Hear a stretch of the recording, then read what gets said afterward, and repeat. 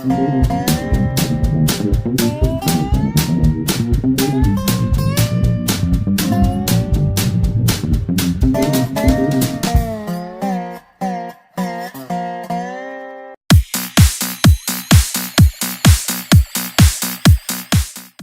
I only recently subscribed to your channel seeking different views on topics to formulate a more complete opinion on social and political topics.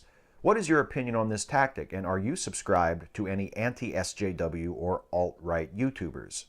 Well, to answer your second question first, no, I don't subscribe to any anti-SJW or alt-right YouTubers for the same reason that I don't wash my face with battery acid.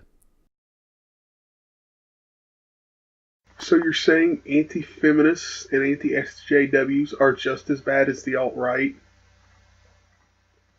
Yeah, that's not even close to being accurate. But in general, I agree with you that it is very important to seek out people who have a different opinion than yours so you can understand why they think the way they do, and through that also hopefully come to a better understanding of why you think the way you do. You say that, but you literally just said you refuse to watch anything from anti-feminists, like just seconds ago. So you're living in an echo chamber yourself. You know, if you can understand why you think someone is wrong, if indeed after examination you still think that they're wrong, then you can also hopefully better articulate why you think you are right. And you have not only a better understanding of them, but a better understanding of yourself and a better understanding of the issue at hand as you see it. So I think it's a good thing all around. It's the main reason why I continue to do my An Atheist Reads series. So you're willing to refute the lie of God, but not the quote-unquote lies of anti-feminists, anti-SJWs? Yeah, you got some real convictions there, Steve-O. Because it's important to me as an atheist to understand the arguments that people who are not atheists are making in defense of their theism, of their Christianity, in the specific case of the An Atheist Read series. I think that's important. Then you should be willing to do that in any case in which you have an opinion. It's that fucking simple, Steve. If you have an opinion, you better be willing to back it up. Find out why someone else thinks differently. Otherwise, drop your opinion and move on. But the reason that I don't include anti-SJWs or alt-righters in my survey of people who disagree with me is that I don't consider those to be legitimate viewpoints.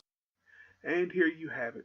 The typical feminist argument that anti-feminist arguments are not valid. If only that were the case and we didn't have to point out all this bullshit from your side. But we do. So, we do. I'm not going to argue with people about whether or not sexism and sex discrimination is still a problem in the West. I'm not going to argue with people about whether or not there is a component of racism and white supremacy in police brutality and criminal justice abuses. I'm not going to argue with people about whether or not trans folks deserve the right to exist safely and openly in public spaces. I'm just not going to argue about that. Yes, there is sex discrimination and racism in society today. Hell, who is it okay to be racist and sexist to at the same time? White men. See my point? It's socially okay for people to be racist and sexist towards us. But if it's anybody else, you get called a demon and all this bullshit. I've got video proof. I'll include an example here of how your feminism treats men. This is what men's rights. Yeah, you're fucking fuck you. They're fucking pigs. Or wait, how about everybody's favorite feminist cunt? This chick. You should be fucking ashamed of yourself. You're fucking scum. You are fucking scum. Fucking rape apologist, incest supporting, woman hating, fucking scum. Is there someone else I can wait? Does she want to follow me? Fucking scum. Yeah, just I another. just want to listen to someone else's opinion. I'm not even on a side here. I just listen to as many people as I can. You know what though? Why would you pay money to fucking support a fucking rape apologist if you weren't fucking one? I never heard him say anything that was Well, it's fucking scum. You have a ticket? Yeah, you should be fucking proud of yourself. These are the fucking men that are going to rape your sisters and the women in your life. You should be fucking ashamed. So please tell me how anti-feminist arguments are invalid, not real. Because I don't think that's up for debate. And if you are an anti-feminist and you are someone who thinks that Black Lives Matter is a terrorist organization, Terrorism is the use of fear for political gain. That's what BLM does when they start riots. or you are someone who thinks that the wage gap is a myth, The arguments that feminists use in support of the wage gap, they don't take into account all factors. They just like to say, see, men make more than women.